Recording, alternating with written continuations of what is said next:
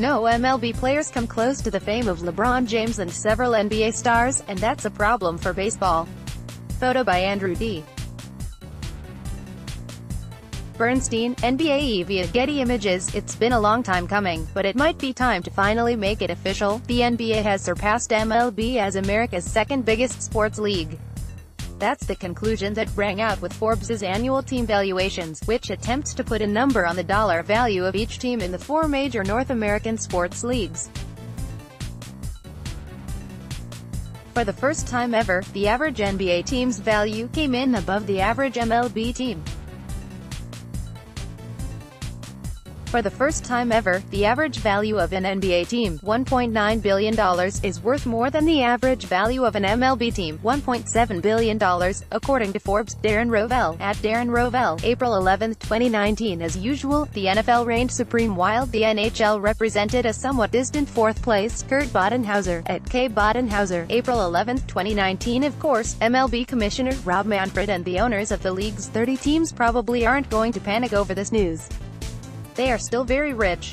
The very lucrative numbers of MLB versus NBA value of the average MLB team actually increased by 8%, per Forbes. Every MLB team is also now worth at least $1 billion, a first in the history of the list, and revenues and incomes are at an all-time high. Predictably, the New York Yankees sit comfortably at the top in value at $4.6 billion, more than $1 billion ahead of second place, with a revenue of $668 million. The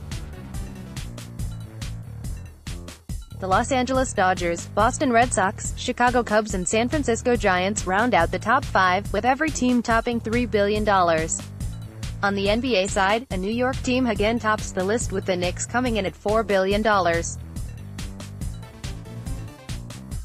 The rest of the top five is composed of the Los Angeles Lakers, Golden State Warriors, Chicago Bulls and Boston Celtics.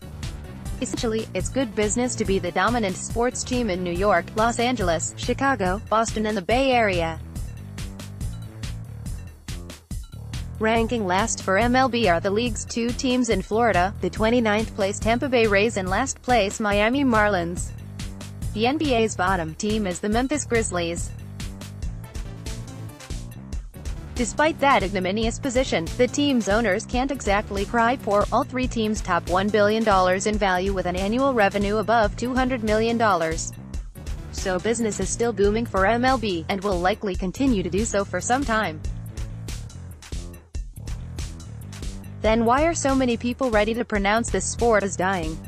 Well, the league's 8% growth is well short of its competitors.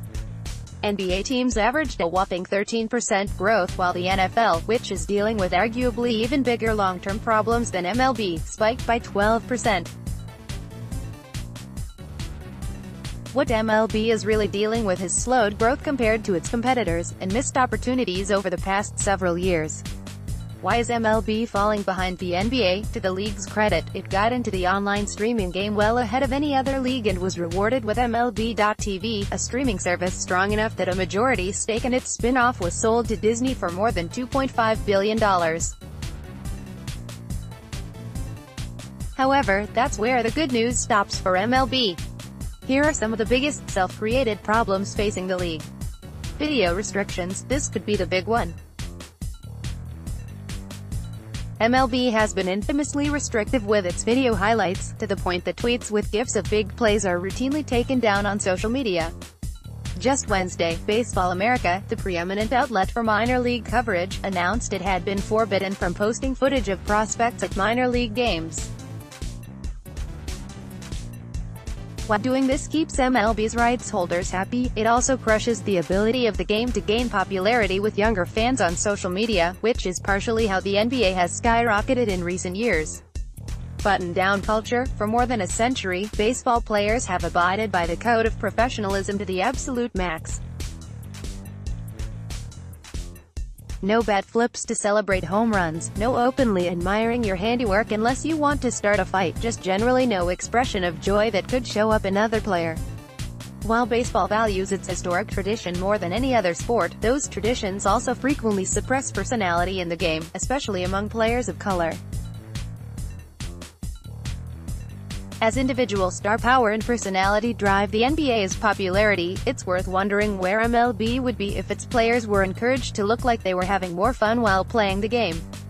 Lack of star power. This ties into the previous problem, but it really needs to be its own thing when the commissioner of the league outright says he doesn't know how to market the best player in the league.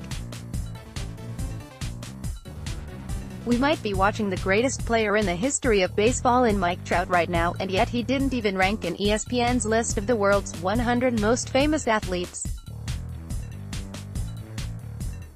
Only one baseball player, no, 99 Bryce Harper, made the list, compared to 16 basketball players. Youth baseball expenses. One of the most disturbing trends for baseball is the excessive price of youth baseball. Between its equipment and fees for top leagues, baseball travel can cost thousands of dollars. Some families can afford that, others might just have their kid play another sport. That leads to two problems. Baseball loses a large pool of future pros that didn't grow up in wealthy families, and it also loses fans down the line when people don't have as much personal experience playing from their childhood. Some of the problems above might be fixable, and MLB has made some attempts to fix them, but the overall trend seems to be MLB closing itself off from future markets to maximize the present. So, yes, MLB teams are very lucrative. And yet, the average fan age creeps closer to retirement age, and polls find that less than 7% of Americans under the age of 55 consider baseball to be their favorite sport. That might not be so sustainable. More from Yahoo Sports.